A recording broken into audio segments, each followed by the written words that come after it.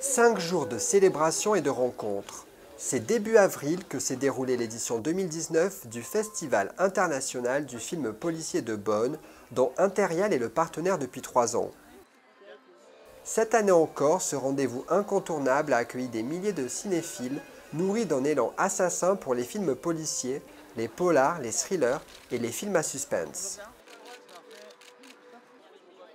Et de nombreuses récompenses ont été remises pour l'occasion. Soutenu par Interial, le prix spécial police célèbre les professionnels des forces de l'ordre français et étrangers. Son jury est présidé depuis sa création par Danielle Thierry, l'une des premières femmes de l'histoire de la police française à accéder à ce grade. Alors cette année, dans le jury, j'ai Caroline Blanken, qui est une policière néerlandaise, qui est en poste à Paris, à l'ambassade des Pays-Bas. J'ai Erika Rella, qui est DIPJ de Marseille. Christophe Gava, qui est commissaire de police à Marseille aussi en sécurité publique. Lucie Oteniant, qui est un ingénieur en biologie au laboratoire de police scientifique de Paris.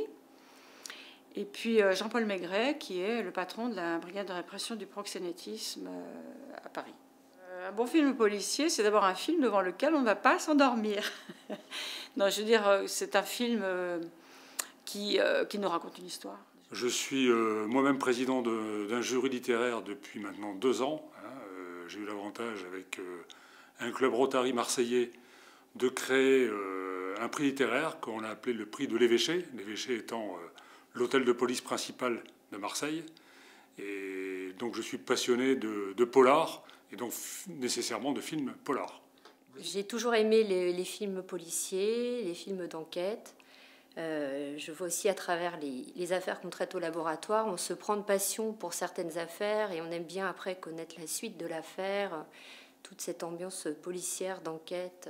Passer 4 jours à voir des films policiers, à donner son avis, avec le côté artistique, le côté se laisser porter par l'histoire, C'était vraiment, je pense que c'est une expérience exceptionnelle à vivre. Les échanges sont hyper enrichissants, hyper variés. On apporte chacun des éléments, des éclairages différents selon chacun l'expérience professionnelle qu'il a, puisqu'on est tous dans des domaines différents de la police, puisque c'est très vaste, tous les champs possibles dans la police nationale. À l'issue d'un débat animé, le prix police est finalement revenu au film Les oiseaux de passage de Cristina Gallego et Ciro Guerra. Un grand bravo à ces 2 réalisateurs colombiens qui n'ont pas fini de faire parler d'eux.